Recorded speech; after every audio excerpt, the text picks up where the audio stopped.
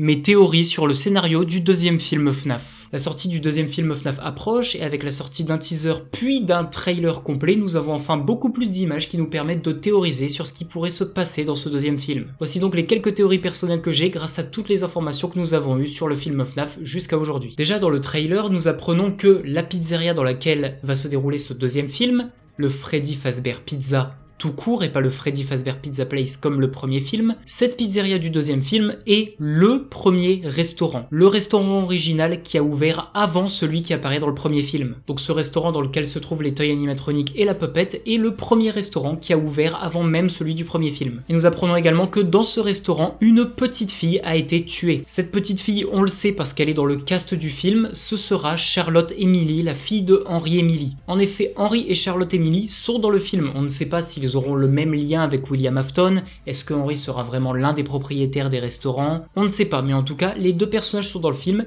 et Charlotte Emily, la fille d'Henry, est le meilleur candidat pour se faire tuer. Elle serait donc morte dans le premier restaurant tué par William Afton et entra donc l'un des animatroniques du premier restaurant, à savoir la puppet qui se trouvait dans ce restaurant bien évidemment. On se rapproche donc beaucoup plus du scénario des jeux. Ce qui pose la question de où pourrait se trouver Garrett. En effet, Garrett était jusque-là le meilleur candidat pour hanter la puppet, vous le savez, le frère de Mike, qui est censé être l'une des premières victimes de William. En effet, il y a la possibilité que Garrett ne hante aucun animatronique, mais ce serait littéralement jeter à la poubelle toute l'intrigue qu'il y a sur le fait que Mike essaye de retrouver son petit frère. Pour moi, Garrett hantera donc bel et bien un animatronique. Ça m'étonnerait que ce soit l'un des Tailloux Mangle. Ça m'étonnerait qu'il nous fasse l'affront de le mettre dans Balloon Boy.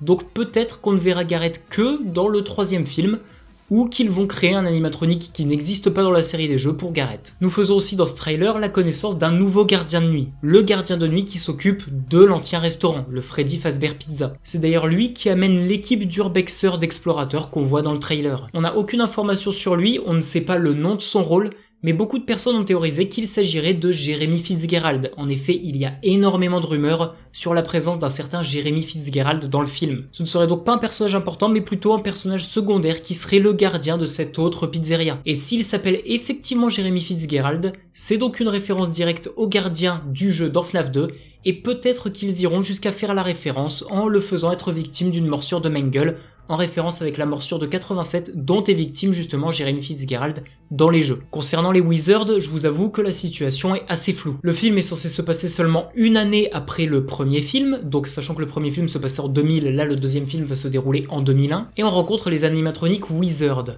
Mais j'ai du mal à croire que ce soit les mêmes animatroniques que la première pizzeria, même s'il a été indiqué que effectivement ce sont bel et bien les mêmes. Mais il va falloir m'expliquer comment en une seule année d'abandon, ils sont passés des animatroniques super clean du premier film à ces animatroniques complètement détruits qu'on peut voir dans le trailer. Certes, à la fin du premier film, on peut voir que la pizzeria s'effondre un peu sur elle-même, mais ça m'étonnerait que les dégâts aient été violents au point de les détruire à ce point. Il va donc falloir nous donner une explication dans le deuxième film sur pourquoi les animatroniques du premier sont devenus les Wizards. Et ma dernière théorie concernera Springtrap et William Afton. Je ne pense pas qu'on verra Springtrap dans le film, ou en tout cas on le verra que quelques secondes. On verra bel et bien William Afton dans son costume de Yellow Rabbit et sans son costume, notamment via soit des scènes flashback, soit des hallucinations de Vanessa. On peut notamment voir une scène dans le trailer où il est dans son costume sans aucune trace d'usure, ce qui pourrait donner un indice sur une scène qui serait probablement soit la scène de la mort de Charlotte Emily, soit directement une scène qui montre la mort des 5 autres enfants. Par contre, pour Springtrap, on ne le verra pas dans le film, ou alors une seule possibilité, ce serait dans la scène post-générique pour teaser le troisième film. En effet, vous le savez, quand FNAF 3 est sorti, dans le trailer, on peut voir Springtrap bouger et trembler seul assis au sol. Ce serait donc une très belle référence au jeu,